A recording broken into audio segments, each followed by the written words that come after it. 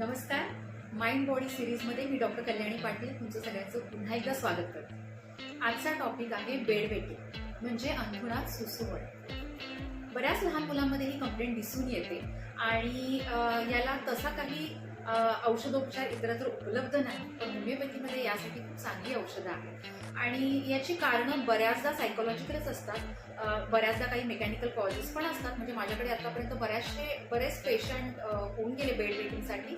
त्यातले केवळ 2 केसेस अशा होत्या की तिथे ॲक्च्युली युरिनरी ब्लॅडरच्या मसल्समध्ये प्रॉब्लेम होता आणि त्यामुळे हा प्रॉब्लेम त्या लहान मुलांना फेस करायला लागत होता. पण अदरवाईज 90% केसेसमध्ये असं होतं की सायकोलॉजिकल कारणच यामध्ये होती.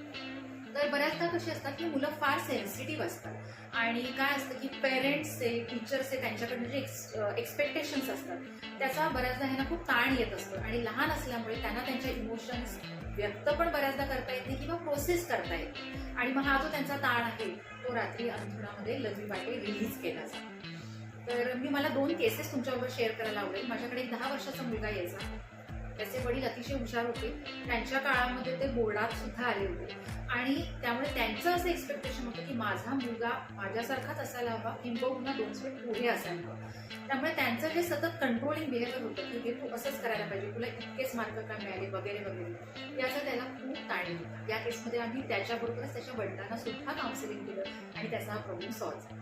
तशीच दुसरी एक केस मला आठवते. हा 13 वर्षाचा मुलगा होता. तो ॲथलीट होता. बऱ्याचशा इंटर स्कूल कॉम्पिटिशनमध्ये तो पार्टिसिपेट करायचा.